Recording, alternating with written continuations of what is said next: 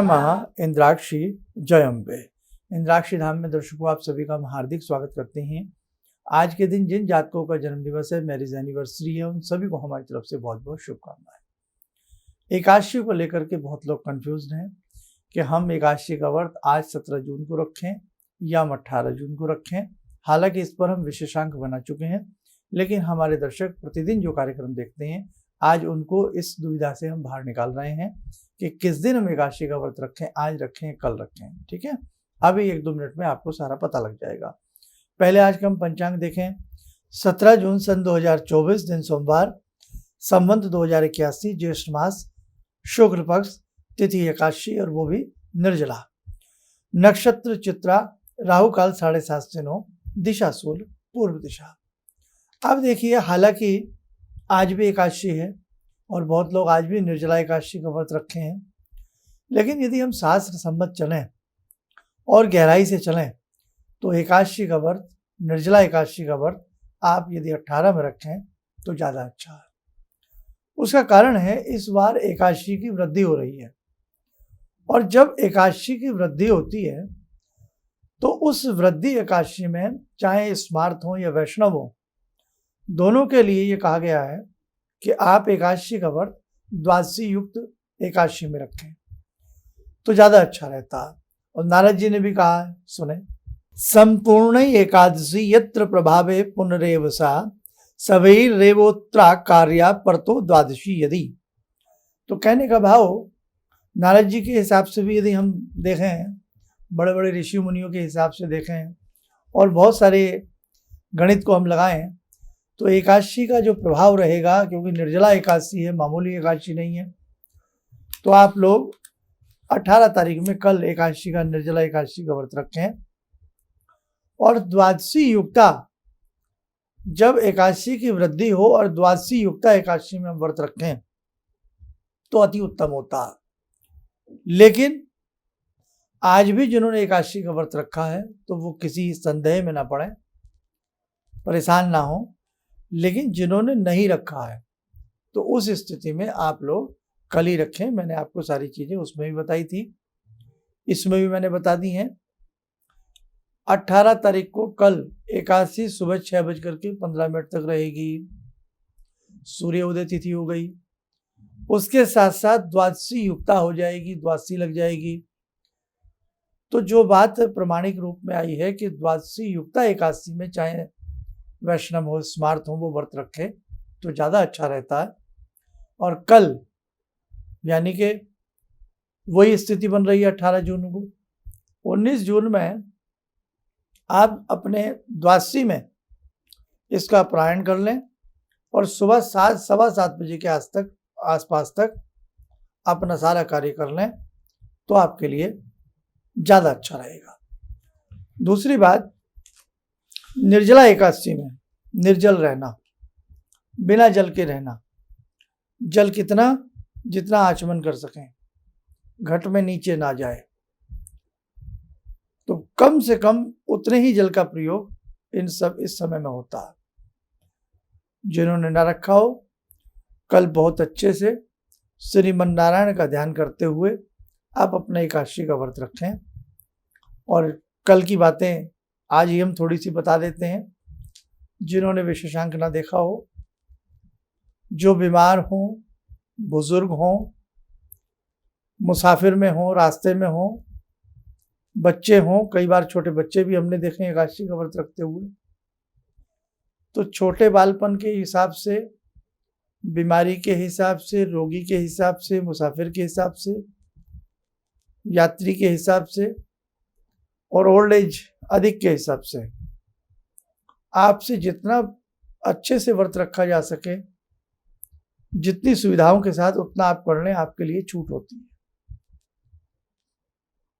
एकादशी के व्रत में चलते फिरते, उठते बैठते ओम नमो भगवते वासुदेवाय नमः मंत्र का जाप रखना। और ये निर्जला भी देखो कब आई है, कब आती है, ज्येष्ठ मास के शुक्ल पक्ष में। जेठ का महीना अत्यधिक गर्मी का महीना होता है, तपती गर्मी, मिनट मिनट में मुंह सूख जाता है, और वही तप है, वही तितिक्षा है कि जब एग्ज़ाम हो तो कड़े रूप से हो, है ना, लेकिन शरीर को बहुत ज़्यादा नहीं मारना। जो बीमार हों, रोगी हों, मुसाफिर में हों, यात्रा में हों, उन सब के लिए शास्त्रों में छूट है। जैसी आपसे सुविधा बन पड़े करें। इस एकादशी को भीमसेनी एकादशी भी कहते हैं, क्योंकि भीम के उदर में वर्क नामक अग्नि प्रज्वलित रहती थी, क्योंकि उन्होंने रसातल में जाकर के 10 कुंडों का रस पी लिया था। पाताल में जाकर के 10 हाथियों की शक्ति उनके शरीर के अंदर थी। कितना भी खा लें झट से उनको पच जाता था, इसलिए वो भूख प्यास से बड़े व्याकुल हो जाते थे। तो जिस समय वेद व्यास जी ने उनसे कहा, परिवार सभी ताना मारता होगा, कहता होगा, है ना, जो भी है, कि भाई तुम एकादशी भी नहीं रखते, एकादशी का तुम्हें रखना चाहिए। अब वो बार बार ये कह देते होंगे कि भाई मैं तो नहीं रह सकता इतने लंबे समय भूखा प्यासा। तो अब गुरु तो गुरु होते हैं। वेद व्यास जी ने इसीलिए उनको चुनकर के कहा, अगर समस्त एकादशियाँ आप नहीं रख सकते तो जो बड़ी कठिन एकादशियों में से आती है, जिसमें जल भी ग्रहण नहीं किया जाता, आप अपनी 24 एकादशियों में से उस एकादशी का व्रत रख लें। तो भीम ने इस एकादशी का व्रत बड़े ही सुंदर तरीके से, अच्छे तरीके से प्रभु को स्मरण करते हुए रखा, इसलिए इस एकादशी को भीमसेनी एकादशी भी कहते हैं। तो बेटा, हालांकि इस पे 2-3 दिन हो गए मुझे बोलते बोलते, और हम लोग नहीं समझाएंगे तो आपको कौन समझाएगा। इसलिए किसी भी उसमें मत पड़े, वहम में न पड़े। आज अगर आपने रख लिया है तो भगवान हर समय है, और नहीं तो फिर कल का तो बनता ही बनता है। ठीक है, अच्छे से आप इसको करें। अपनी जो दैनिक साधनाएं आपकी होती हैं, दैनिक साधनाएं कदापि न छोड़ें। गुरु मंत्र है, उसे एकादशी हो, विशेष कोई तीज पर्व हो, ज़्यादा से ज़्यादा करना चाहिए। गुरु समस्त संकटों से आपको बचा लेते हैं, और जिस मंत्र की आपको गुरुदेव उपदेश दें, आपको जगदम्बा का मंत्र दें, शिव मंत्र दें, गायत्री मंत्र दें, राम मंत्र दें, कृष्ण मंत्र दें, उस मंत्र के प्रति आप पूरा डूब जाएं।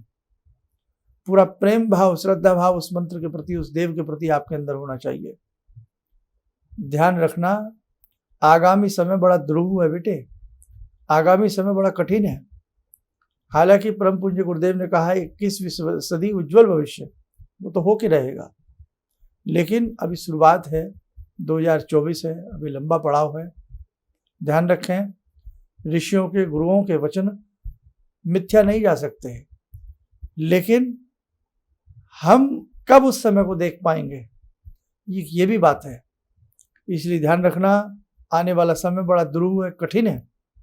आज कैसी जिंदगी सबकी एकाकी सी हो रही है, चहुओं और निराशाएं अपने पांव पसारे पड़ी हैं, कोई किसी के मान सम्मान में इतना नहीं है, आपाधापी सी पड़ी हुई है। देख रहे हैं ना आप चहुओं और क्या हो रहा है, भीषण गर्मी, कहीं जलजले, कहीं तूफान, तो कहीं कुछ।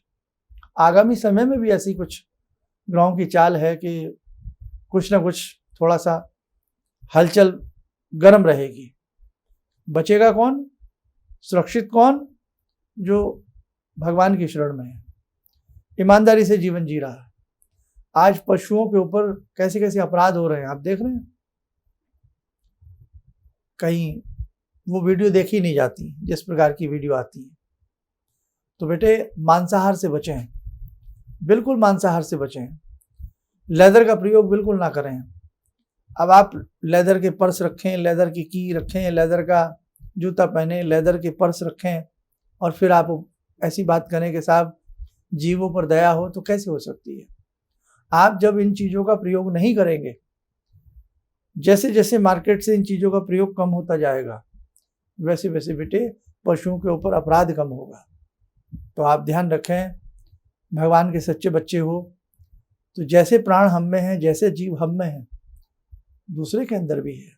इसलिए जीवों पर दया रखें, और बहुत प्रेम से, हमारे उसमें तो आपको पता है ना, एक चींटी भी हम लोग ऐसे हाथ से नहीं दबा सकते, चींटी के लिए भी डर लगता है ना।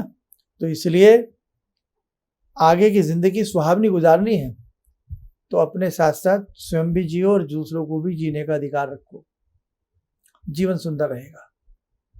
आइए समय उछला आज की ध्यान साधना में जुड़ते हैं भगवान श्री कृष्ण से। ॐ करारविन्दे न पदारविन्दं मुखारविन्दे विनिवेशयन्तं वटस्य पत्रस्य पुटे शयनं बालामुकुन्दं मनसा स्मरामि बालामुकुन्दं मनसा स्मरामि कस्तूरीतिलकं ललाटपटले वक्षस्थले कौस्तुभं नासाग्रे वरमौक्तिकं करतले वेणुकरे कङ्कणं सर्वाङ्गे हरिचन्दनं सुललितं कण्ठे च मुक्तावले गोपास्ति परिवेष्टितो विजयते गोपालचूडामणि शान्ताकारं भुजगशयनं पद्मनाभं सुरेशं विश्वाधारं गगनसदृशं मेघवर्णं शुभांगं लक्ष्मीकान्तं कमलनयनं योगवृद्ध्यानगम्यं वन्दे विष्णुं भवभयहरं सर्वलोकैकनाथं। कवच बना लें, ध्यान करें, भगवान श्री कृष्ण का शुभ आशीष हम सबके ऊपर बरस रहा है।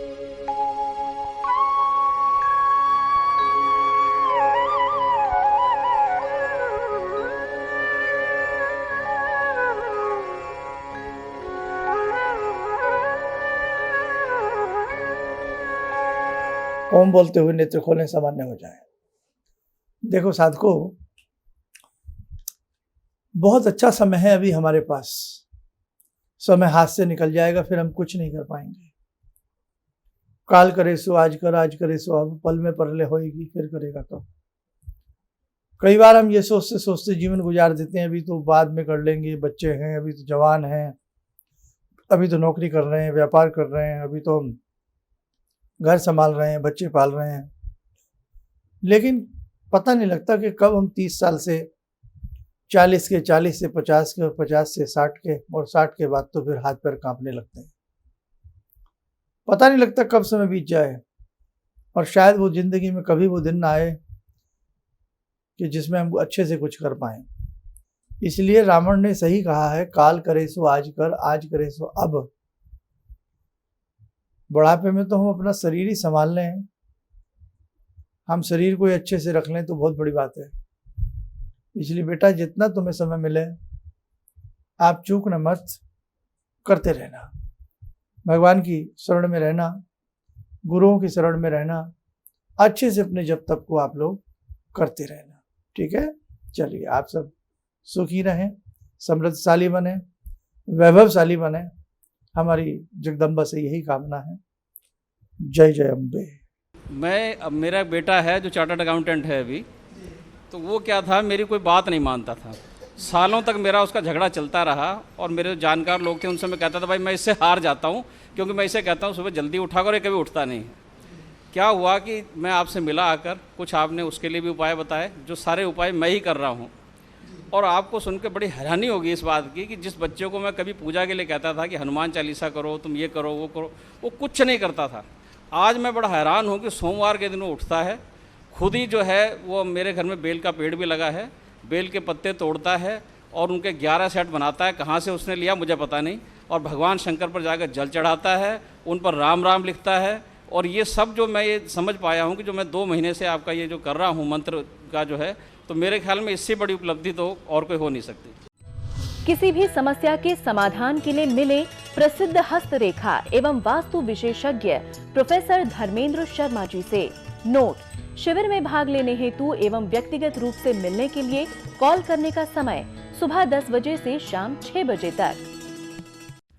हमारे विभिन्न ज्ञानवर्धक कार्यक्रम देखने के लिए आप हमें अभी सब्सक्राइब करें, बेल आइकन को प्रेस करें ताकि आप देख सकें हमारा कार्यक्रम सबसे पहले। और अधिक जानकारी के लिए फेसबुक पेज को लाइक करना न भूलें।